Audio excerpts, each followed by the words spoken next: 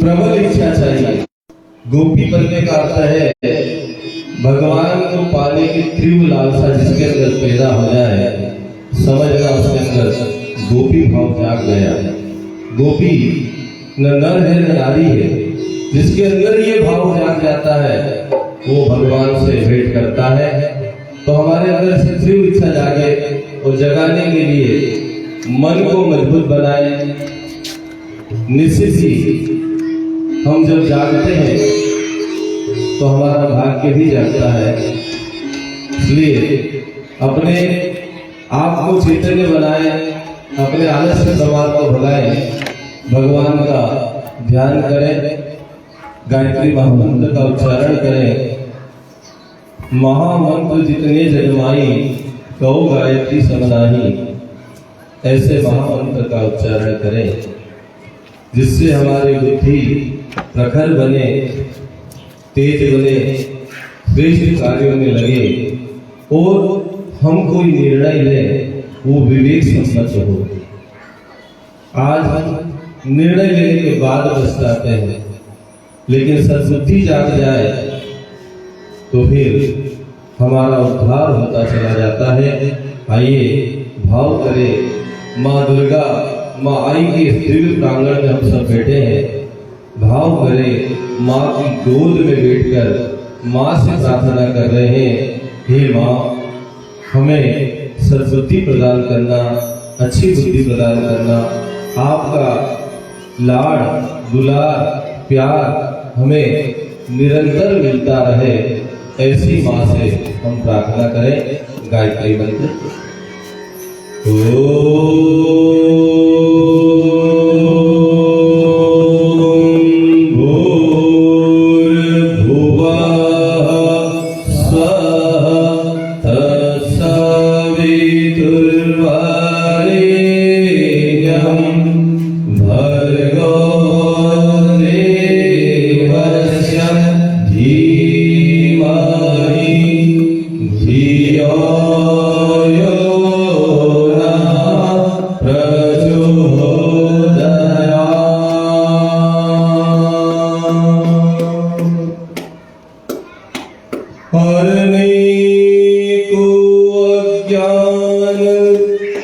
ज्ञान की ज्योति अखंड जलाई,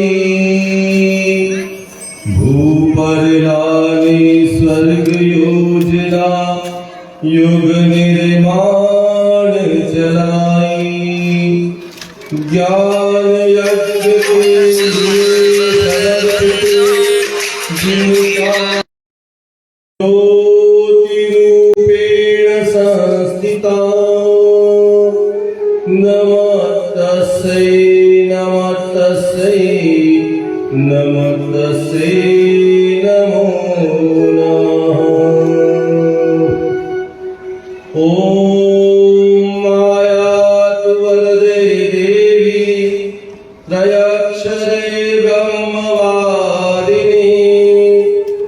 गायत्रे छन्दसां मातः ब्रह्मयोनिर्नमोस्तुते।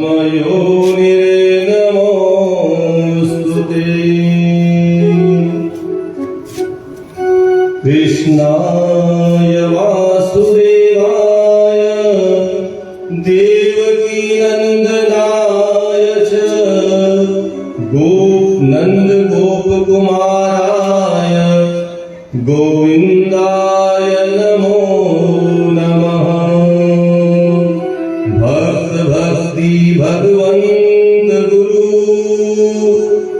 चतुर्नाम बपुए, इनके पद वंदन किए नासत विघ्न अनेक। नरसी प्रभु के लाडले, प्रभु नरसी के प्राण, हित निर्पद भजनीय जुगे भक्त और भगवान। मैं हूँ श्री भगवान का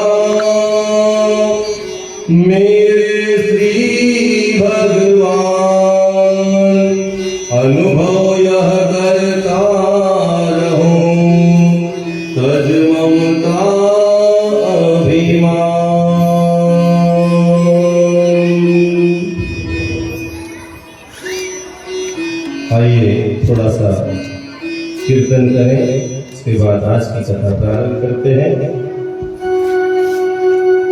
हो बेरो प्यारो दलाले की सोनी गाने सभी ताली बजाकर प्यारो दलाले देखिए ये कीर्तन है, कीर्तन के बोल में बहुत सरल है, सभी को ताली बजाते हुए हमारे साथ में गाना है। कीर्तन का मतलब होता है साथ में गाए, सभी मिलकर करेंगे। बेरो प्यारो दलाले की सोनी गाने बेरो प्यारो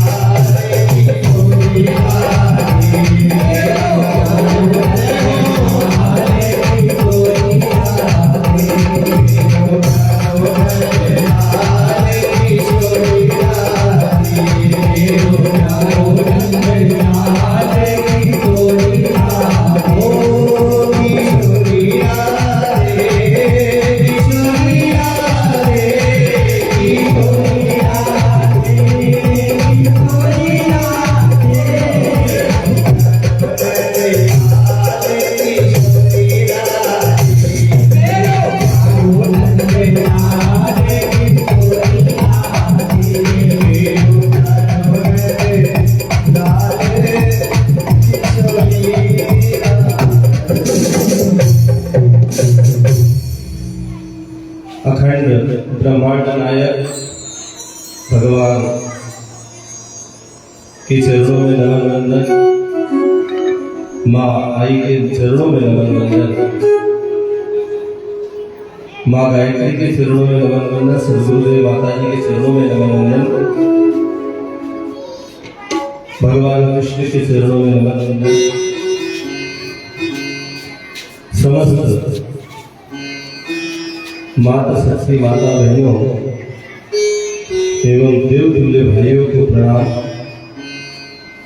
आज का जो प्रसंग मायने का अंतिम चरण में है। कल हमने कथा श्रवण की थी कि नानी भाई की जो बेटी है उसका विवाह होना तय हुआ। जोशी जी कंकु पत्री लेकर अंजार नगर गए और अंजार नगर से भगवान के सबसे लाडले भक्त श्री नरसिंह जी मेहता माया ले जाने की तैयारी करते हैं। तुम्बा को भी भरकर गाड़ी में रखते हैं और भगवान को गाड़ी में बिठाते हैं और रवाना होते हैं।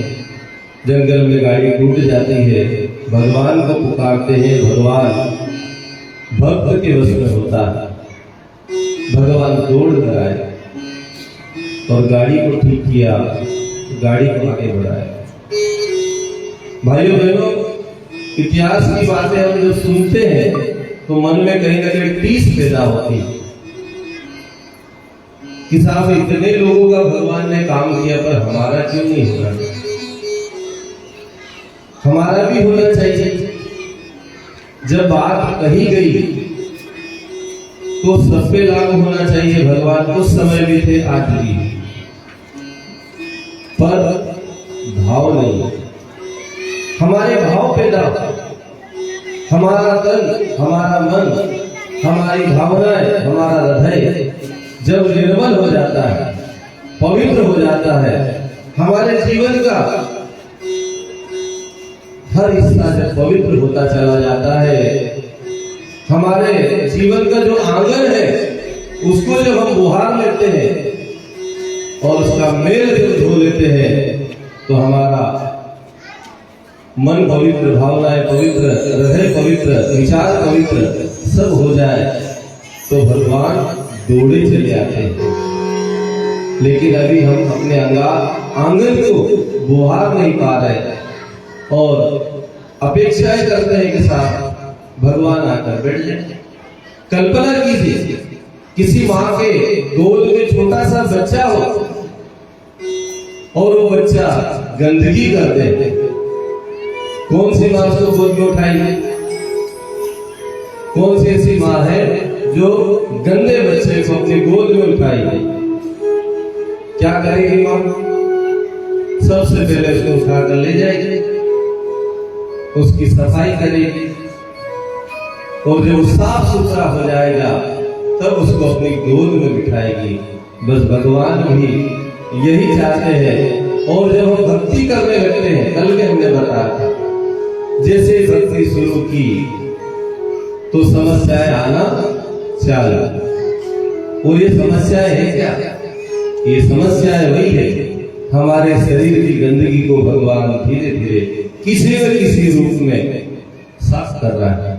जो डॉक्टर से होते हैं वो जानते हैं कि किसी को सर्दी हो जाए, जुकाम हो जाए, खांसी हो जाए तो उसकी जो म्याद है 3 दिन की है।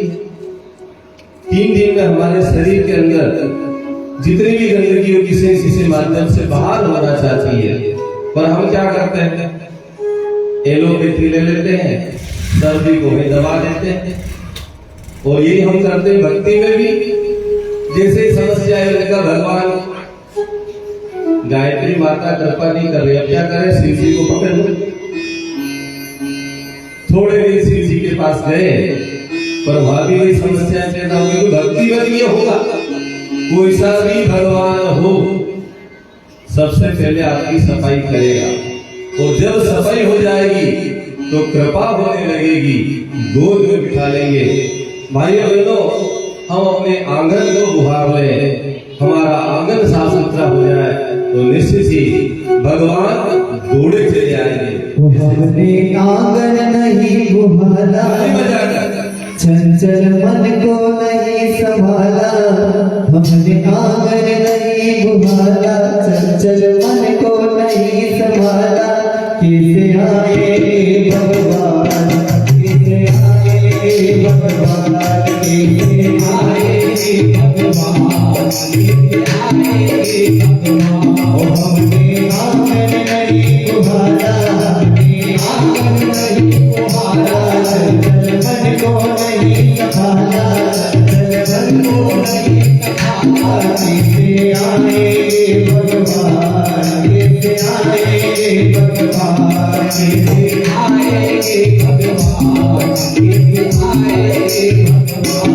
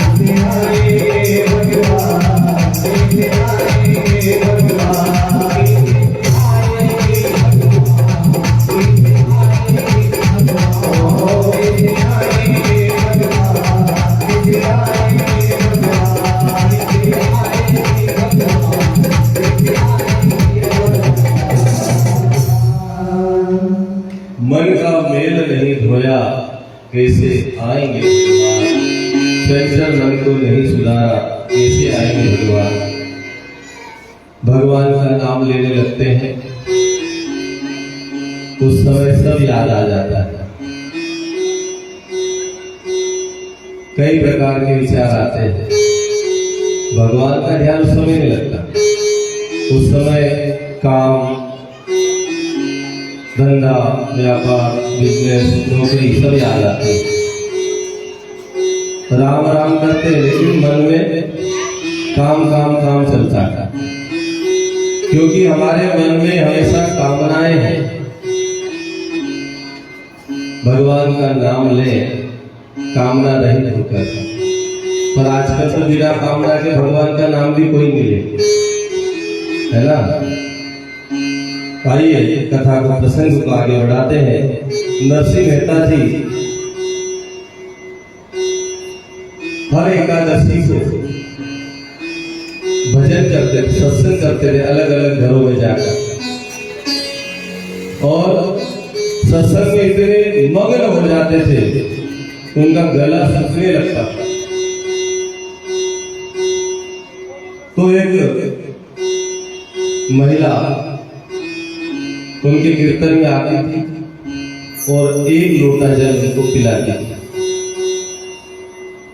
अब ये क्रम कई दिनों तक चला, लोगों को जलन होने लगी। साहब एक महिला का क्या आड़ा है कि इनको पानी पिलाए, तो बाई को तो नहीं रोक सकते थे। उस बाई के पति को कहा कि तुम्हारी पत्नी ये जो है वो ढोंगी नरसिंह को जो रोज पानी पिलाती, क्या बात है। आदमी को गुस्सा है, कभी बोल दे सर तो फिर क्या है। तो उस आदमी ने सोचा कि आज नहीं आएगी। क्यों नहीं आएगी, बोले अब नहीं आएगी। देखो उसने क्या करा, जब उसका जाने का टाइम आया उसके पहले घर के आगे ताला लगा दिया, महिला को अंदर ही बंद कर दिया। अब भक्त तो अपनी दिनचर्या के हिसाब से भक्ति करेंगे, भक्ति में मगन हुए नरसिंह जी। अब भक्त की चिंता कौन करे, सारे लोग गए वहां, जो लोग नहीं जाते थे वो भी उस दिन गए। आज देखते नरसिंह मेहता को पानी कौन पिलाता है, क्योंकि परीक्षा लेने के लिए सब ला जाते हैं। तो अब भक्त की चिंता भगवान को हुई। भगवान उसी महिला का वेश बनाकर पानी लेकर आ गए, नरसिंह मेहता को पानी पिलाने के, और पानी पिलाया। जिन लोगों ने शिकायत की थी उस महिला का पति भी वही था। उनने कहा भाई क्या बात है, तुमने कहा हमने ताला लगा दिया, ये महिला तो आ गई तुम्हारी पानी पिलाने के लिए। उन्होंने कहा नहीं साहब आई नहीं सकती, कैसे आई, वो तो ताले में बंद है। उन्होंने कहा ये कैसे आ गई। घर जाकर देखा, ताला खोला तो महिला अंदर ही बंद है। क्योंकि भक्त की चिंता कौन करता है, भगवान करता है।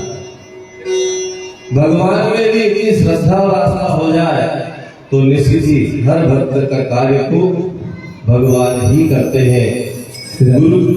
गुरु जी ने भी कहा है, भगत के वश में है भगवान, भगत के वश में है भगवान, भगत के वश में है भगवान, भगत के वश में है भगवान, भगत के वश में है भगवान, भगत के वश में है भगवान। भगत बिना कुछ भी नहीं है, भगत बिना कुछ भी नहीं है, भगत है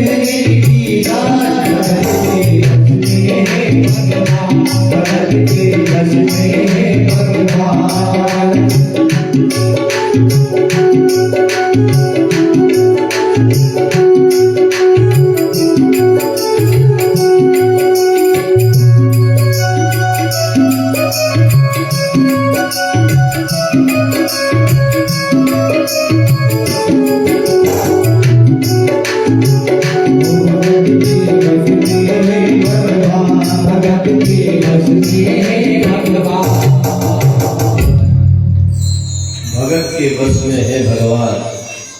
निश्चित ही भगवान भक्त के ही वश में होते हैं और वो चाय बनने के लिए तैयार हो जाते हैं। वो महिला बनकर पानी पिलाने को भी आ सकते हैं। कथा को आगे बढ़ाते हैं। ऐसे कई प्रसंग हमने कल ही कहा, नानी भाई का मायना तो केवल एक प्रसंग है, ऐसे 52 प्रसंग है जो भगवान नरसिंह मेहता के लिए आए। और ऐसे प्रसंग अपन चलने दे तो 3 दिन की कथा तो छोटी पड़ेगी, 7 दिन की कथा करना पड़े तब जाके कथा पूरी हो। तो निवेदन इतना कर रहे हैं कि भक्त जब तन मन से भगवान को समर्पित हो जाता है, सब कुछ उसको सौंप देता है और अपने आप को खाली कर लेता है। हम खाली नहीं करते। जितने भाई बहन कभी न कभी तो बस में बैठे होंगे, क्यों सब बैठे थे? अभी बस एकदम हो गई, आज आदमी के घर में साधन ज्यादा हो गए तो बस में बैठना ही बंद हो गया। कई लोग तो बैठे 7 साल हो गए, कौन बैठे बस में, भीड़ रहती। पर भीड़ के समय क्या होता है, बस जब चलती है और स्टेशन से आकर रुकती तो सबसे पहले क्या करती है, हार्न मारती है ना, हार्न बजाती है। और स्टेशन पे जो लोग वेटिंग में हैं, यात्री, वो गाड़ी आने का इंतजार करते हैं। जैसे ही हार्न बजे तो सारे खड़े हो जाते हैं कि अब आई बस, और इस बस में बैठना है। लेकिन देखते क्या है कि बस तो दरवाजे से बाहर तक लगी हुई है भीड़, तो सोचते साहब इस बस में नहीं जाते, अगली बस में देखेंगे कौन जाए इस भीड़ में, फिर बैठ जाते हैं। फिर अगली बस आती है तो अगली बस की स्थिति लगभग वही होती है, हार न मारती है, खड़े होते हैं, भीड़ बड़ी। भाइयों बहनों, बस यही भगवान की स्थिति। हम मंदिर में जाते हैं और हार न बजाते हैं, बजाते हैं घंटी, हार न बजाई, भगवान खड़े हुए, कोई लगा कोई न कोई आया इसके अंदर बैठना। लेकिन भगवान क्या देखते हैं, गाड़ी पहले से फुल है, बैठे कहां, लबालब भरी है, कई प्रकार की इसके अंदर ईर्ष्या है, द्वेष है, काम है, क्रोध है, लोभ मोह, इतने सारे यात्री भरे हुए, हम जाए कैसे, खाली हो तो बैठे अपने इस शरीर की गाड़ी को आप खाली करिए, भगवान आपके अंदर विराजित हो जाएंगे। ये तो विश्वास लेकर नरसिंह जी नानी भाई का मायरा भरने गए। कोई तुम्बा तुम्बी से मायरा भरता है, वो तो एक प्रसंग है कि ले जाते हैं, लेकिन भगवान पर अटूट विश्वास, क्योंकि पहले तो बोल दिया था कि आपका मायरा भरने जरूर आएंगे, आप तैयार रहिए, और वो तैयारी करके चले गए। ले गए कुछ नहीं, तुम्बा तुम्बी में क्या होता है, वहां तो 56 करोड़ का मायरा लिखा हुआ है। भाइयों बहनों, जैसे ही संगरंजार में पहुंचे ब्रह्म मुहूर्त में, तो वही जोशी जी दिखे, सबसे पहले बाहर आए। और पहले समय में क्या होता था, अब तो घर घर में व्यवस्था घर में हो गई, तो कहीं जाना नहीं पड़ता, जंगल जाते थे ना, जंगल जाने की व्यवस्था बंद हो गई। पहले आदमी जंगल जाता था तो हर आदमी का पेट साफ होता था, किसी को गैस भी नहीं होती थी, एसिडिटी भी नहीं होती थी, कब्ज भी नहीं होती थी। 1.5 किलोमीटर 1 किलोमीटर चल के जब जाए आदमी, पेट साफ, पर अब चलने का अवसर ही नहीं, उठे हो सीधे, बहुत देर तक बैठे रहे। कई लोगों की स्थिति है कि आधा घंटे तक बाहर ही नहीं आते। और आजकल एक समस्या और साथ में जुड़ गई, मोबाइल अंदर लेकर घुस गए। अब घर वाला बाहर वेट करेगी कब बाहर निकले साहब। कई लोग तो है सोचते, और उसका नाम भी बड़ा सुंदर रखा, शौचालय। आदमी जो नहीं सोचे वहां सोचे, बताइए, जहाँ सोचना चाहिए वहां सोचता नहीं, उसका नाम रख दिया शौचालय, उसी में सोचे। तो इसका से क्या है भाइयों बहनों, तो कोकले जी महाराज जंगल के लिए आए, और जैसे ही देखा नरसिंह मेहता और 16 सूरदास को, उनने अचंबा किया, अरे साहब ये तो आ गया, इतना मायरा लिखा फिर भी आ गया। और देखा गाड़ी टूटी हुई है, तुम्बा तुम्बी भरे हुए हैं। और पर जोशी जी ने सोचा कि सबसे पहले जाके श्रीरंग जी को बता देते, बधाई दे देते। और श्रीरंग जी के घर जाते हैं और उनको कहते हैं, साहब बधाई हो, बधाई हो, आपके ब्याई जी नरसिंह जी मेहता जूनागढ़ से भाईवा लेकर आ गए। अब जैसे ही ऐसा कहा, हमने आ गए, बोले हाँ गए। क्या क्या लाए हैं? देखिए आज की जो समस्याएं है, कल्पना करना अपने, जब ब्याह होता है, बारात जाती है और बारात जब लौट कर आती है दुल्हन को लेकर, तो देखते किसको है? लाड़ी बाई को कोई नहीं देखता, पीछे जो गाड़ी चलती है उसको देखते। माल क्या क्या लाए हैं? दाइजा, दहेज। फिर वहां चर्चा करेंगे गांव भर में, अरे भाई उका यहाँ ब्याह हुयो, बहुत सारा सामान दे दिया, और जो दिया, जो टिकता है उसको कोई देखने वाला नहीं, जिसकी कोई कीमत नहीं। अनमोल एक माँ ने अपने हृदय का टुकड़ा आपको भेंट कर दिया, जिसकी कोई कीमत नहीं, और जिसकी अनमोल धरोहर आपको दी, जो आपके पूरे परिवार को संभाल कर आगे बढ़ाएगी, अपने वंश को आगे बढ़ाएगी, उसकी कोई कीमत नहीं करता है। केवल उन सामानों को देखा जाता है जो ज्यादा से ज्यादा 2 साल, 5 साल, 10 साल चल सकते हैं, जो जिंदगी भर चलेगी, और उससे ही कई पीढ़ियों का निर्माण होगा, उस पर हमारा ध्यान नहीं। तो आज की स्थिति वही है कि माल की ओर ध्यान है, और आदमी जिंदगी भर एक ही भजन करता है, धन धन धन धन। रोज उठ के धन की बात करता है, धन वाला धन की बात करता है, और जब अंत समय आता है तो धन के आगे एक ही शब्द लगता है, नी। क्या हो गया? जब फोन लगाओ, भाई साहब फलाने भाई का निधन हो गया। धन कहाँ गया? इतना धनवान था, निधन कैसे हो गया? धन खत्म। तो धन है था क्या?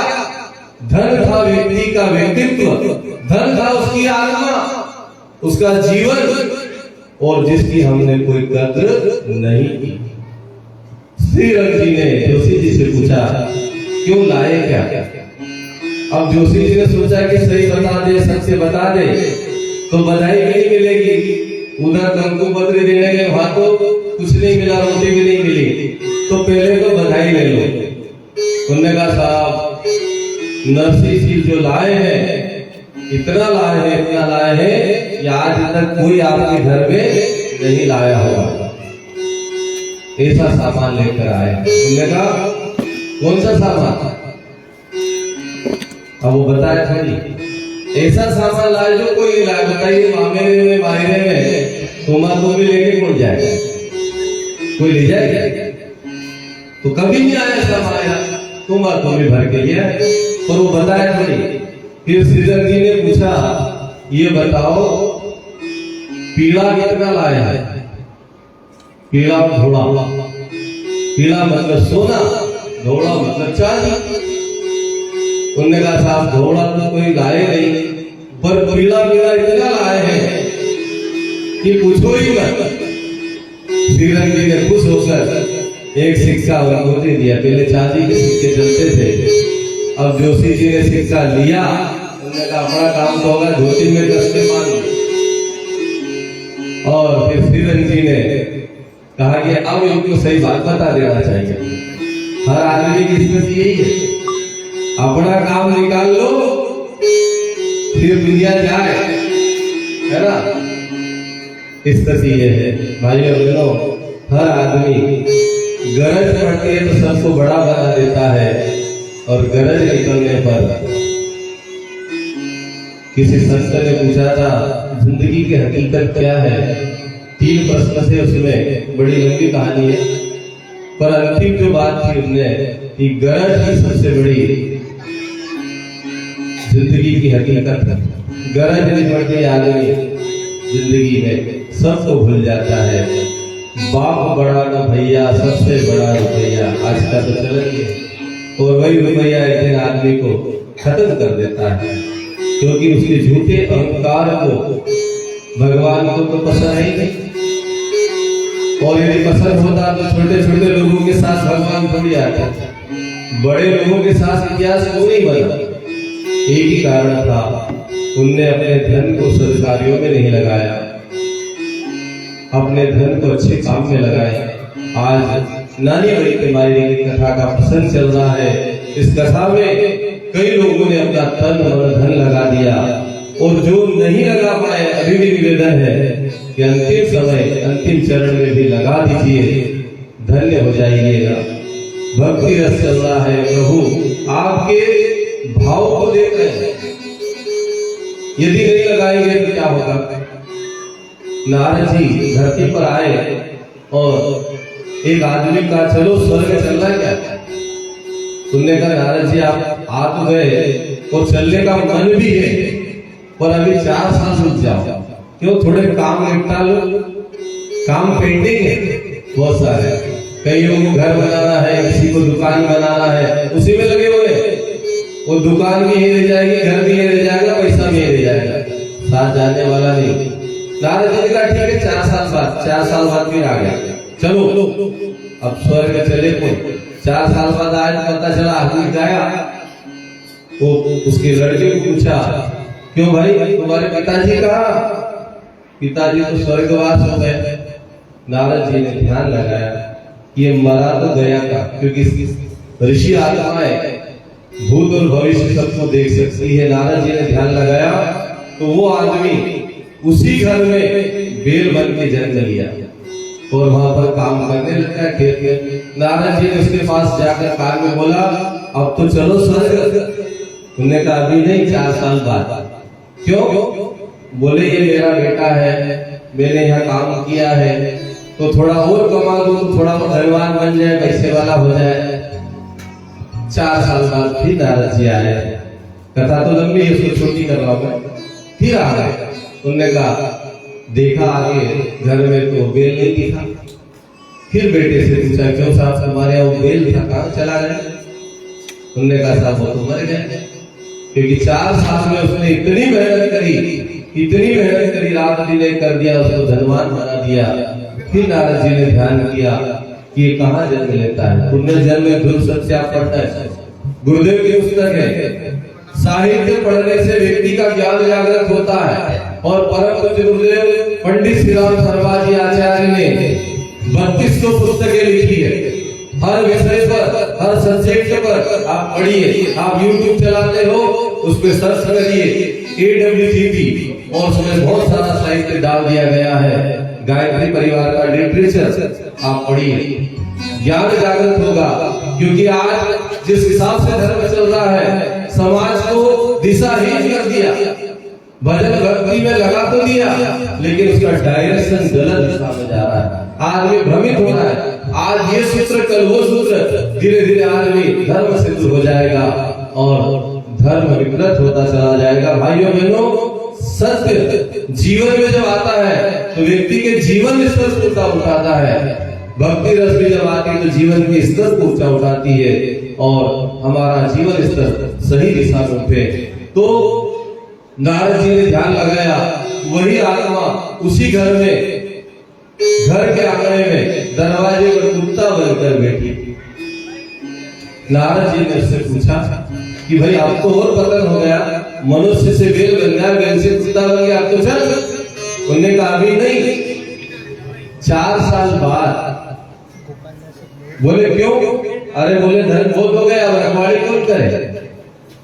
जिनने धन कमाया, ध्यान रखना, ये कुत्ता बन के आना पड़ेगा, वो रखवाड़ी करना पड़ेगा। धन को अच्छे काम में यदि नहीं लगाया, आपका मोह आपको वही जन्म दिलाएगा। गुरुदेव की पुस्तक है, आप पढ़ लेना। मैं जो बात बता रहा हूँ, मरने के बाद हमारा क्या होता है, उसमें वैज्ञानिक आधार पर गुरुजी ने लिखा है कि व्यक्ति यदि उसी घर में मोह से मोहित होता चला जाएगा, उसका जन्म वही होगा। आप जरूर पढ़ना है और पूरी पढ़ना, आपको समझ में आएगा कि व्यक्ति किस रूप में जन्म और किस स्तर पे जाकर जन्म लेता है, आत्मा कहाँ जाती है। तो कुत्ते से हमने कहा अभी नहीं, 4 साल रखवाली करूंगा, 4 साल बाद आना फिर चले। नारद जी सोचा चलो एक चांस और देते हैं। फिर 4 साल बाद आए, लड़के को पूछा भाई तुम्हारे दरवाजे पे जो कुत्ता बैठा रहता था वो कहाँ गया? उन्होंने कहा साहब वो मर गया। अब नारद जी ने ध्यान लगाया कि ये फिर से जन्म तो ही लेगा, पक्का है, क्योंकि मोह व्यक्ति का वही रहता है, रात दिन इसको धन ही धन दिखता है। मेरा, मैं और मेरा पेट और बेटी जिसके दिन दिमाग में छा गई है, भाइयों बहनों, उसकी स्थिति यही होगी। फिर ध्यान लगाया तो पाया उसी घर में वो जन्म लिया और एक सर्प बनकर खड़ा हो गया। जहां पर धन रखा था वहीं जाकर चौकी बैठ गई। पहले कहते थे ना चौकी बैठ गई, बस चौकी वहीं बैठेगी, आपको वहीं रहना पड़ेगा, आप कभी नहीं छूट पाएंगे। ऐसे 84 लाख योनियों तक आपका मोह आपको छूटने नहीं देगा। तो बात ये कि धन से मोह हटाइए, उस धन को सत्कार्यों में लगाइए और आप इतिहास में अजर अमर हो जाएंगे। अच्छे कामों में आपका धन लग जाए, नहीं तो ये आने वाली पीढ़ी आपकी फोटो पे से केवल जाले भी नहीं हटाएगी, कुछ दिन वाला मिलाएगी, लेकिन बाद में आप चले जाइए कई घरों में कितने जाले लगे हुए हैं, जाले सफाई करने वाला भी कोई नहीं मिल रहा है। साल में एक आध बार, 16 दिन में एक आध दिन, जो 16 दिन बनाए उसमें एक आध दिन के याद कर ले तो कर ले। जीते जी जिसने भजन कर लिया, जीते जी जिसने दान कर लिया वो धन्य हो गया। मरने के बाद तो फिर 84 के चक्र में पड़ गया। भाइयों बहनों, धन को ज्यादा अहमियत मत दीजिए।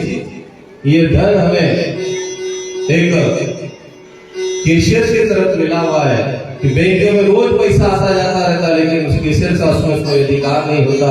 ये भगवान की धरोहर है, आपको योग्य मानकर भगवान ने दे तो दिया, पर आप उसका दुरुपयोग कर रहे हो अपने स्वार्थ के लिए, समाज राष्ट्र धर्म संस्कृति के लिए खर्च नहीं कर रहे हो, तो फिर वो धन आपके किसी काम का नहीं। और जिस दिन आपका समय आएगा वो धन आपके कोई काम नहीं आएगा।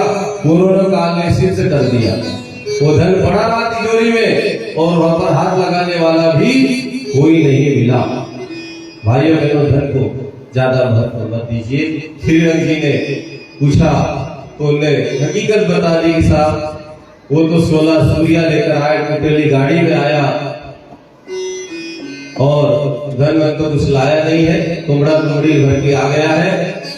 अब बड़ा माथा ठनका उनका, साहब बधाई वापस दे दो, तो बधाई तो अब नहीं मिलेगी साहब, क्योंकि पैसा जिसकी नजर में आता है उसको केवल और केवल पैसा दिखता है, न रिश्ता दिखता है, न संबंध दिखता है, न भाई दिखता है, न और कोई बहन दिखती है। केवल और केवल रात दिन पैसे के अलावा उसके दिमाग में और कुछ नहीं चलता है। मंदिर के बाहर से भाग जाता है, मंदिर के अंदर भी जाने का टाइम उसको नहीं मिलता है। और भगवान से जो दूर भागता है, फिर भगवान भी उसको मंदिर में नहीं आने देते, क्योंकि योनियां ऐसी बना देगा। अभी मंदिर के अंदर कुत्ता चला जाए तो क्या होगा? कोई झाड़े देगा, थोक पीट कर बाहर कर देगा, कोई बिल्ली चली जाए भगा देंगे। भगवान ने इंसान बनाया तो मंदिर नहीं गया, तो फिर अब कुत्ता बिल्ली बनकर अंदर घुसने की भी कोशिश करे तो कोई घुसने नहीं देगा। श्री रंग जी ने कहा कि भाई ठीक है। अब जो व्यवस्था में लगे हुए थे उन्होंने कहा साहब तुम्हारे गाय जाए काट ठहराए। उन्होंने कहा गांव के अंदर आड़े मत दो, गांव के बाहर एक टुकेली झोपड़ी है, उसमें उनको डेरा दिला दो, उसमें ही ले जाकर पटक दो, क्योंकि जो पैसा वाला होता है उसको सब अहमियत देते हैं। उनके लिए अलग से स्पेशल धर्मशालाएं, रेस्टोरेंट बुक किए जाते हैं। लेकिन कोई गरीब आए तो अरे साहब तो टेंट में ही सो लेंगे, क्या करें? अपन भी देखते हैं क्यों साहब, मेहमानों के लिए भी अलग अलग कैटेगरी होती है। वीआईपी मेहमान के लिए वीआईपी व्यवस्था, और एक आम व्यक्ति के लिए टेंट में पटक दिया तो वही पड़ा रहे। अब भक्त को भक्त ठहरा, भगवान का भक्त, उसको क्या लेना देना, कहीं भी ठहरा है, टूटेली झोपड़ी में ठहरा दिया। भाइयों बहनों, अब उस टूटी हुई झोपड़ी में कई दिनों से कोई झाड़ू नहीं, कोई पोछा नहीं, मच्छर काटे अलग। तो उनने क्या करा कि अब साधु संत तो धूड़ी रमाते, उसी झोपड़ी में से एक दो लकड़ा निकाला, जला दिया आग, और उसी में धूड़ी लगाते रात बीत गई। दूसरे दिन नानी भाई को पता चला कि मेरे पिताजी आए। अब बेटी के अंदर अपने पिता से मिलने की बेचैनी बेताबी हुई, और वो भी इतने दिनों के बाद। जब शादी हुई उसके बाद पहला मौका आया जब उसके पिता उससे मिलने आया। आज तो मौका मिले तो रोज ही चली जाए। गांव में किसका संबंध हो तो दिन में एक आध बार तो राउंड लगा ही है। आसपास भी हो तो 8 दिन में मौका तो मिल ही जाए। जिसका ससुराल मायका दूर हो तो महीने 2 महीने में एक आध राउंड लगा ले, लेकिन जिनका पास में हो तो रोज मिले। लेकिन नानी बाई इतने धैर्यवान नारी रही जिसको जीवन में अपने पिता से मिलने का अवसर अपनी बेटी के ब्याह के समय मायरे के समय मिलने का हुआ। आप कल्पना करना नारी के अंदर कितनी दया, कितनी ममता, कितनी करुणा भगवान ने दी। इसीलिए भगवान ने नारी का सम्मान किया। भगवान का कोई भी नाम आप उठाकर देख लीजिए, भगवान के नाम के आगे उन्हें नारी को रखा। हम जब भगवान का नाम लेते क्या बोलते हैं? सीता राम, राधे श्याम, उमा महेश, लक्ष्मी नारायण। क्यों? भगवान ने नारी को सम्मान दिया। और हमारी संस्कृति भी कहती है यत्र नारीस्तु पूजन्ते रमन्ते तत्र देवता। जहां नारियों का सम्मान होता है वही देवताओं का वास होता है। जिस घर में नारी के आंसू पड़ते हो उसमें कभी भी भगवान का वास नहीं होता, चाहे जितनी पूजा पाठ आप कराते रहो करते रहो। इसलिए भाइयों बहनों नारी को सम्मान दीजिए। भगवान ने सम्मान दिया है। कोई भी देव कार्य हो, जब कलश यात्रा होती है कलश कौन उठाता है? वो नारी, जिसको देवी कहा गया है। और नारियों से भी निवेदन, वो अपने अंदर के गुणों को खत्म न करे। दया को, ममता को, करुणा को, वात्सल्य को, प्रेम को, इन गुणों को, जीवन को जागृत बनाए, क्योंकि ये गुण नारी के स्वाभाविक गुण है। और परम पूज्य गुरुदेव ने कहा 21वीं सदी नारी सदी, नारियों का वर्चस्व बढ़ेगा। और आज हो भी रहा है। सारे राजनीतिक दल फैसले लेते हैं कि साहब चुनाव में अब बराबरी का मौका होगा, महिलाओं को भी उतना ही सम्मान मिलेगा जितने भाइयों को मिलेगा, और टिकट देते समय महिलाओं को भी मौका मिलता है। नारी शक्ति को आगे बढ़ाया जा रहा है। नारी का मतलब, नारी शक्ति से मतलब दया की सदी, प्रेम की सदी, करुणा की सदी, वात्सल्य की सदी। ये गुण नारी के जो है वो 21वीं सदी में दिखने जा रहे हैं। 2036 के बाद इन गुणों का विकास होगा, क्योंकि परम वंदनीय माता जी की जन्म शताब्दी वर्ष 2020 में मनाया जाएगा। और शांतिपुर हरिद्वार में जो अखंड दीपक जल रहा है उसकी भी शताब्दी वर्ष मनाया जाएगा 2036 के अंदर। भाइयों बहनों, ये गुण स्वाभाविक नारी के गुण हैं और इन गुणों का विकास होना ही चाहिए। नानी भाई अपने पिता से मिलने जाती है और पिता जब पूछते हैं बेटा कैसी है, तो नानी भाई एक पल के भी लिए अपने पिता को ये नहीं बताती है कि मेरे ससुराल वाले मेरे को मायरे के लिए प्रेशर कर रहे हैं, दबाव दे रहे हैं, मेरे को परेशान कर रहे हैं, दुखी कर रहे हैं। वो तो अपने पिताजी से गले मिलती है और उनके हाल चाल जानते हैं, पिताजी आप कैसे हैं। ये दया की मूर्ति नारी होती है, अपने दुख को छुपा लेती है। और ये गुण केवल नारियों में होते हैं। इसलिए नारियों को चाहिए कि इन गुणों को जीवन जागृत बनाए। आज के दौर की नारी एक तो रूढ़िवादिता में फंसी हुई है और दूसरी थोड़ी ज्यादा ही आगे निकल गई है ना, फैशन। और फैशन का दौर ऐसा चला भाइयों बहनों, क्या कहें। आज की जो युवा पीढ़ी है, मातृशक्ति जब कपड़े पहनती है तो कपड़ों से कोई इतराज नहीं है। कपड़े का उद्देश्य क्या है? इस तन को ढकना, शरीर को ढकना। कपड़े पहनने का एकमात्र उद्देश्य इस शरीर को ढकना, और कोई कारण नहीं कपड़े पहनने का। नहीं तो पहले वन मानुष थे, कपड़े नहीं पहनते थे, इतिहास में पढ़ाया जाता है। लेकिन जब समझदारी आई, हमारी बुद्धि का विकास हुआ, तो कपड़े हम पहनने लगे। और कपड़े पहनने का उद्देश्य इस शरीर को, तन को, मन को ढक के रखना। और नारी की गरिमा इस बात में कि नारी का शरीर ढका रहे तो उसकी सौंदर्यता का परिचायक है। लेकिन पाश्चात्य संस्कृति हम पर हावी होती चली जा रही है और हम फैशन के दौर में अब कपड़े ऐसे पहनने लगे हैं कि जिधर से उधर से फटे हुए लगते हैं। जीन्स जो पहना जाता है, कई बार हम बच्चों से पूछते हैं, लड़कों से, तो साहब ऐसे कपड़े क्यों पहनते हो, ये फाटले क्यों लाए?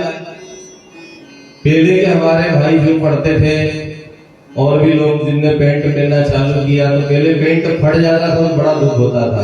फिर क्या कराते थे, उस पैंट को रफू करा लेते थे, सिला लेते थे। लेकिन आज फैशन के दौर में सबसे महंगी पैंट वही है जो 4-5 जगह से फटी हुई हो।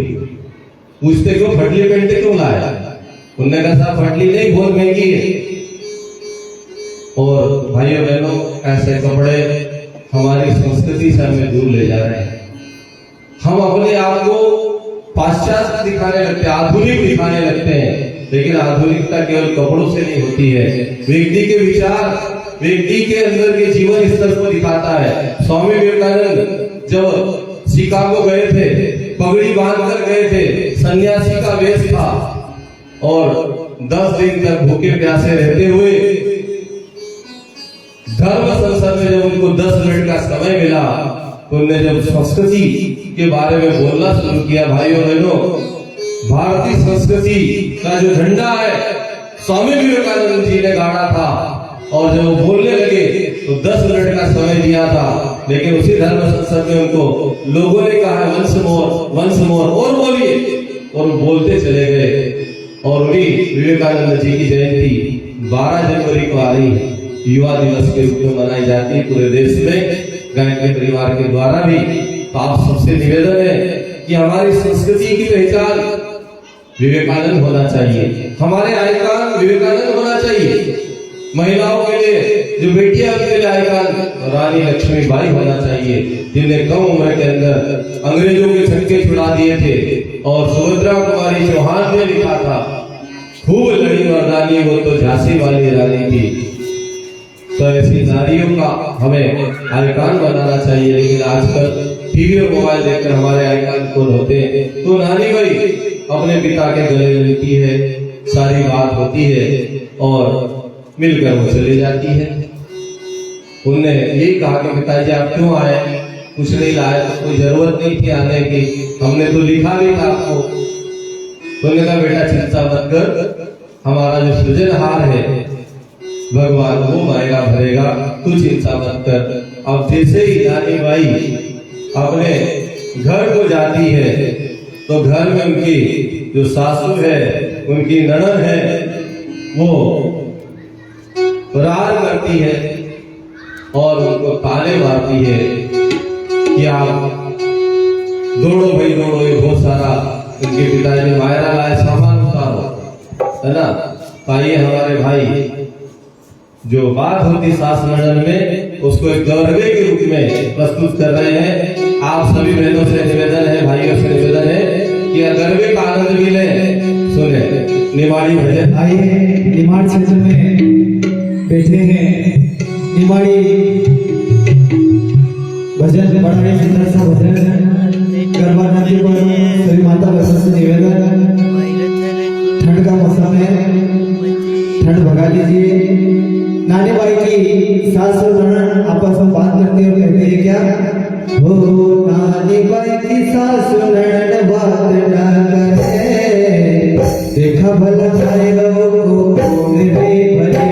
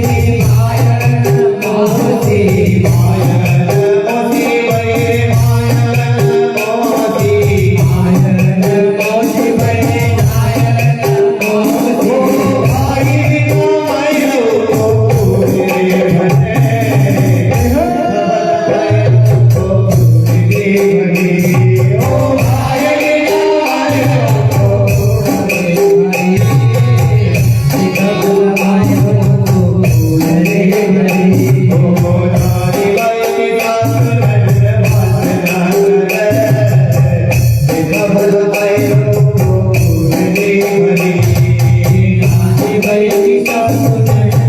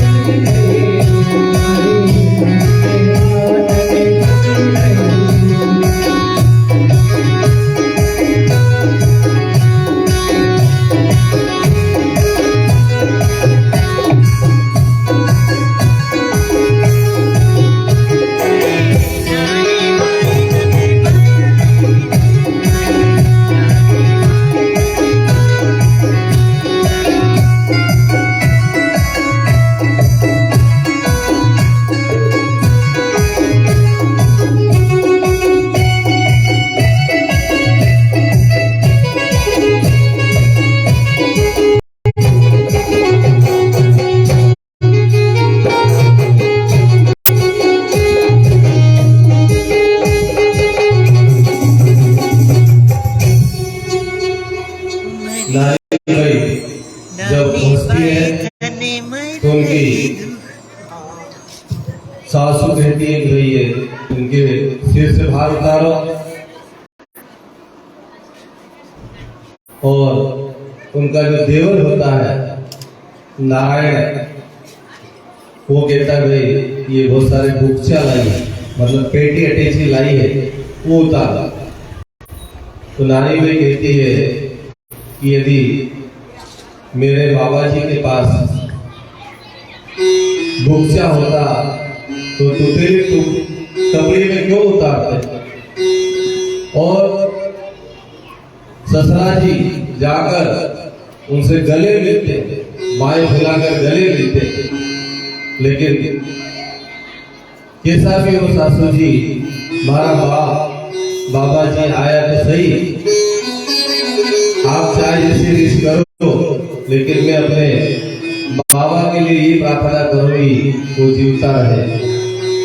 अब मोर्चा सवाला उसकी जो नड़द थी, उसने कहा कि भाभी जी इतनी रिश काहे के करो, तुम्हारे जैसी तो दिन में 20 लाख खड़ी कर दो। जब धन होता है तो आदमी यही कहता है कि मोल लेकर मैं मार सकता हूँ, धन का अभिमान सिर चढ़ के बोलता है। नानी भाई ने कहा कि आप हमसे बात मत करो। उनके जेठ ने कहा कि अरे वो क्या मायना भरेगा जो मांग मांग कर खाता है। तो नानी भाई ने कहा कि जब वो आपको मालूम है, पता है कि वो मांग के खाता है, तो मांग के खाने वाले से भी क्या मांगा। एक भिखारी से कोई भी क्या मांग सकता है। पर आज की रीत है जहां से भी मिल जाए वहीं से प्राप्त किया जाए। आदमी दूसरे को खाली करना चाहता है और अपने को भरना चाहता है, लेकिन अपने को खाली करना चालू कर दे, भगवान उसको भरता चला जाता है। अब नानी भाई को कई प्रकार के व्यंग किए गए। नानी भाई दौड़कर अपने पिताजी के पास जाती है और वहां जाकर कहती है कि आप साची साची बता दो कि आपका भगवान आएगा कि नहीं, आपका सावरिया आएगा कि नहीं। आप कहते रहते आएगा आएगा तो कब आएगा? थे तो केवो बाबा जी साची थारो सावरियो गद आसी केवो बाबा जी साची थारो सावरियो गद आसी केवो बाबा जी साची थारो सावरियो गद आसी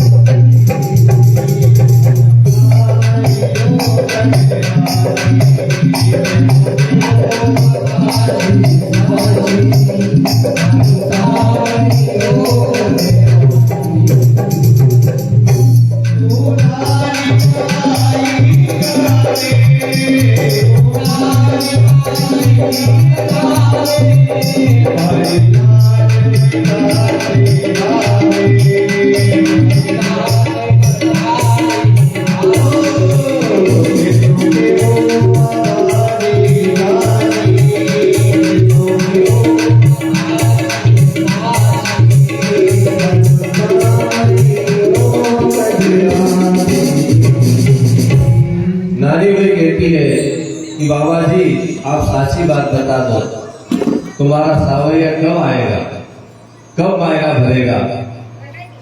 क्योंकि उसके जो ढंग है वो बड़े निराले हैं। वो आता कब है जब लाज चली जाती है। द्रौपदी को घिसकर लाए और सारे कपड़े उतारने लगे, तब जाकर वो आया। तो वो सबकी लाज गंवाने के बाद आता है। उसने जो है यशोदा मैया को छोड़ दिया, जो उनसे बहुत प्यार करते, जिसने उसको पाला पोसा बड़ा किया, उसको छोड़कर वो चले गए। और वहां के जो ब्रजवासी है उनको भी उनने छोड़ दिया। उसने कुब्जा को पटरानी बना दिया, लेकिन जिनने रात दिन उनके साथ काम किया उनको छोड़ दिया। तो उनकी कहानी निराली है। तुम तो बताओ कि वो आएगा कि नहीं?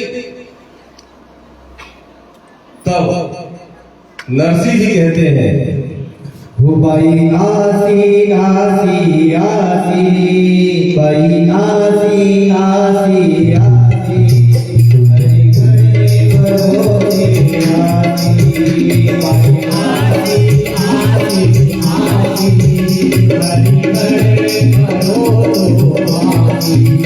वे तो छाने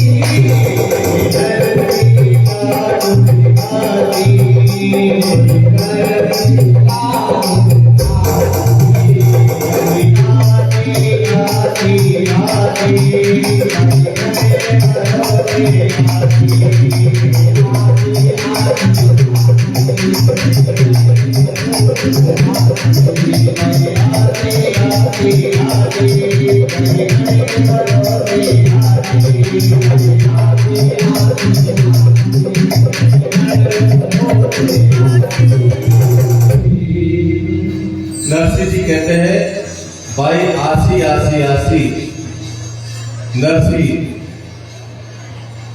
हरि बड़े भरोसे आसी जरूर आएंगे, क्योंकि वो आएंगे तो झांझड़ आसी मायरो लेकर आसी।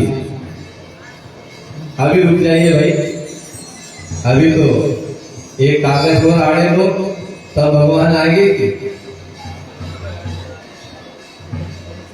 थोड़ी देर रुकिए भाई, समय दिया था, समय से चल रहे। तो नरसिंह जी कहते हैं कि मेरे को बड़ा भरोसा है हरि आसी। और आखिरी में एक बात नरसिंह जी बड़ी महत्वपूर्ण कहते हैं, वो हमारे लिए भी लागू होती है। कई बार हमें आशाएं अपेक्षाएं भगवान से ज्यादा होती है, पर नरसिंह का भाव समझिए। नरसिंह जी एक महत्वपूर्ण बात इसमें कहते हैं कि जो सावरियों नहीं आसी तो भी नरसिंह गुण गासी। मैंने जब भक्ति ली, भगवान का भजन चालू किया, तो भगवान से कोई शर्त नहीं रखी कि मेरा मायरा भरेगा तभी मैं तुम्हारे गुण गाऊंगा, तभी भक्ति करूंगा। आज हम भक्ति करते हैं तो शर्त है, मेरा काम होगा तो 5 सोमवार, अभी 5 सोमवार चल रहे सकते क्यों साहब? 5 सोमवार काम नहीं होगा, भगवान को छोड़ दोगे? कितने लोग हैं? 5 सोमवार के बाद काम नहीं होगा, छोड़ दोगे भगवान को? भक्ति किसी सौदे और शर्त के साथ नहीं होती। भक्ति के लिए कोई शर्त नहीं होती है, और जहाँ शर्त होती है भगवान नहीं आते। संयोग बस कोई काम हो जाए अलग बात है, बिना शर्त भगवान की भक्ति होती है और वही भक्ति सफल मानी जाती है। नरसिंह जी कहते हैं, मैंने जब भक्ति उठाई तो कोई सौदा नहीं किया, कोई शर्त नहीं रखी।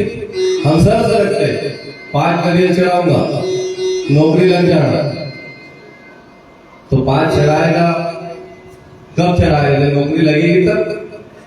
पहले चढ़ा दोगे, 5 चढ़ाओ, काम कर दे, पहले कर दो बस। 5 सोमवार करो फिर गेड़ा, अब ये काम आपको लगे भगवान अच्छा तो कर दे। पहले शर्त क्यों रखो? भक्ति में कोई शर्त न हो, वही सच्ची भक्ति। जहाँ शर्त आती है वहाँ भक्ति कमजोर होती है। भगवान से कोई सौदेबाजी नहीं होती है। भगवान समर्पण का नाम है, सौदे का नाम नहीं है। और जहाँ सौदा चल रहा है वहाँ समर्पण नहीं होता है, वो साची भक्ति नहीं है। दुख सुख सबके जीवन में आएगा, तुलसी या संसार में दुख सबको हो, ज्ञानी काटे ज्ञान से और मूर्ख होए। दुख सबके जीवन में आए। नरसिंह जी भगवान के इतने प्यारे भक्त, भगवान से मिलकर आगे पर दुख आया। राम भगवान स्वयं थे, 14 वर्ष जंगल में गए, पांडव भगवान के साथ रहते थे, 12-12 वर्ष के 2 बार उनको वनवास मिला, तो दुख किसके जीवन में नहीं आया? और दुख नहीं आया तो जीवन का कोई सार भी नहीं।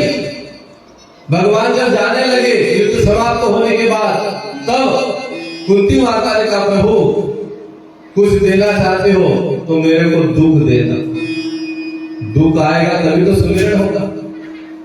और रीति यही है, दुख में सुमिरन सब करे, सुख में करे न कोई। जो सुख में सुमिरन करे तो दुख आएगो होए। तो नानी भाई अपने पिताजी से कहती है, और वो कहती है कि मैं पैदा होते ही मार देते थे, आज ये समझ नहीं आता। घर के आगे कोई बाउंड्री खुदवा देते तो मैं उसमें गिर पड़ जाती, मर जाती, तो आज ये दिन नहीं आता। और आज मेरी जन्म की माँ होती तो कहीं ना कहीं तो जरूर भेजती, एक आध कापड़ा तो भी भेजती, पर आप कैसे बाप हो, कुछ भी नहीं लाए। और सावरिया से कब आ सकता? मेहता जी ने देखा कि बेटी बड़ी भाव संवेदनाओं से हो गई, पता नहीं कुछ कर ले, तो उन्होंने विश्वास के साथ कहा कि बेटा जाओ, एक कागज और लिखवा के ले आओ, और जो जो कागज में लिखा जाएगा वही मायने में भगवान देने को आएंगे, इसलिए जाओ और लिखवा के ले आओ, वही मायना हम भरेंगे। फिर नानी भाई घर जाती है, अपने जेठ को, सासू को, देरानी और जेठानी सबको इकट्ठा करती है और कहती है कि आपको जो जो मायने में चाहिए इसमें लिख दो। क्या लिखवाती? उन्होंने जेठ ने कहा, भाई क्या भरेगा? उन्होंने कहा, आप तो लिख दो, जो लिखोगे वही भरेंगे। मेरे बाबा सब भरेंगे, आप तो लिख दो। दूसरा पत्र लिखते हैं, और उसमें जो चौकीदार वहां के रहते हैं, सबसे पहले क्या लिखवाती है? जो वहां के चौकीदार है उनके जो तीर है, पहले तीर कमान चलता था हथियार जो है, उन्होंने कहा उसके लिए 2 सोने के तीर लिख। और नगर में जितने कुमार हैं जो गणनायक बनाते हैं, पहले मिट्टी के गणेश जी बनते थे, मिट्टी के गणेश, आजकल तो रेडीमेड युग आ गया, और वो सारा नदियों में कलर जो है कई तरह के समस्या पैदा कर रहा है। भाइयों बहनों, गणेश जी के समय ऐसे ही गणेश जी लाओ, मिट्टी के बनाओ, जिससे प्रदूषण न फैले, जल प्रदूषित न हो। तो गणनायक जहां पर बनते हो, नगर में जितने कुमार हो, उन सबके लिए 1.25 लाख का राशि पैसा ले, 1.25 लाख उनके लिए। और ऐसे हर समाज के लिए उसमें पत्र में लिखाया गया, और आखिरी में डोकरी तो तैयारी थी, 2 शिलाएं लिख दो सोने की, मेरी शिला पर भूल जाना, लिखी दो। सारा कागज तैयार किया, नानी भाई को दे दिया। नानी भाई वो कागज लेकर नरसिंह जी के पास जाते हैं, और नरसिंह जी उस कागज को देखते हैं तो प्रसन्न होते हैं। नरसिंह जी का पढ़ने का तरीका थोड़ा अलग था, तो कंकु पत्री को बाजी नरसिंह मगन भया, प्रसन्न हो गए, नाचने लग गए। क्यों? हर घर को पत्री सबसे पहले किसका नाम रहता है? भगवान का। तो उसमें ऐसा लिखा था कि सावल सा सहाय, सबसे ऊपर लिखा था सावल सा सहाय, और नीचे नाम नरसिंह जी का किसके लिए, बीच में सारी सामग्री लिखी, लेकिन सबसे ऊपर तो भगवान का नाम, और नीचे जिसके पास जाए उसका नाम, है ना। तो ऊपर नाम मांडो जाको मायरो भरसी, नरसिंह जी कहते थे, ऊपर नाम मांडो जाको मायरो भरसी, और नीचे नाम नरसिंह लारो भजन करसी।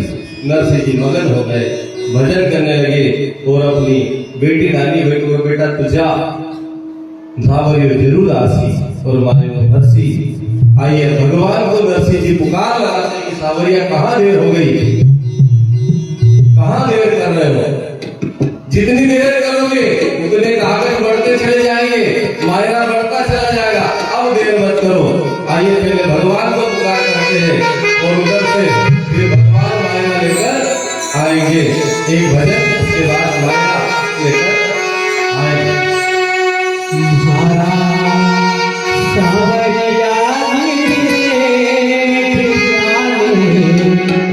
कहाँ हो गयो रे क्यों नहीं आयो रे क्यों नहीं आयो रे सावरिया जी से जाने कटे हो गयो रे क्यों नहीं आयो रे क्यों नहीं आयो रे सावरिया जी से जाने कहाँ हो गयो रे सावरिया जी से जाने कटे हो गयो रे क्यों नहीं आयो रे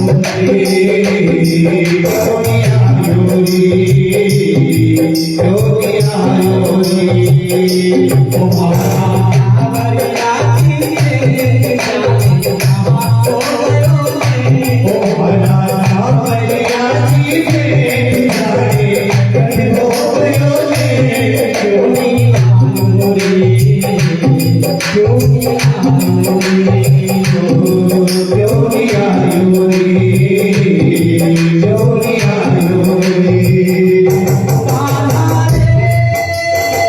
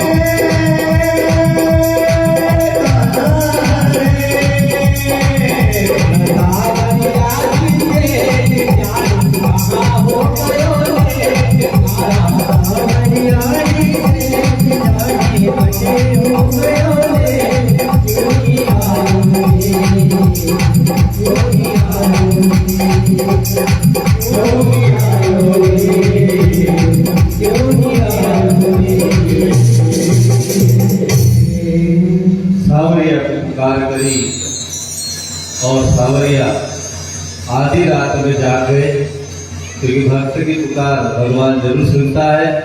सावरिया जागे और मायरे की तैयारी करते हैं और मायरा लेकर राजा रुक्मणी के साथ विदा होते हैं।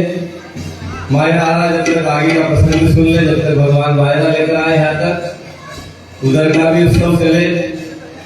फिर भी नानी वही की सासू को लगा कि भाई 4 दिन हो गए, तो कुछ खिलाए नहीं, खाना खिलाना चाहिए, और उनको खाना खिलाने के लिए बुलाते हैं और गर्म पानी देते हैं। इतना गर्म देते, ठंडा नहीं होता, तो हमने कहा इंद्र को बुलाओ।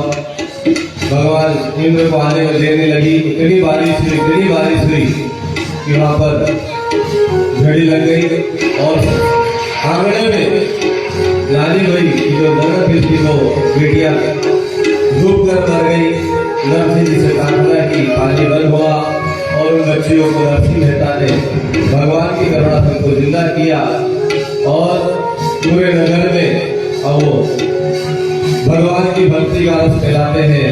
श्रीरंग जी ने कहा, साहब ये जो है गांव में हमारी बदनामी करेंगे, इसलिए उनके जो मंत्री थे उनने जाकर कान में कहा कि नरसिंह जी आपके झोपड़े में तो गिरधर आए, गोपाल आए हैं। तो मायरा आ रहा है, मायरे की तैयारी चल रही है जोर शोर से। हमारे उनके जवान कथा के लेकर आ रहे हैं और उसका स्वागत समाज के जो प्रमुख है, पंच अध्यक्ष सहित समाज के प्रतिनिधि उनका स्वागत करेंगे। बड़ा ही शानदार उत्सव और यहाँ से शुरू हो रहा है। सभी माता बहने नाचते हुए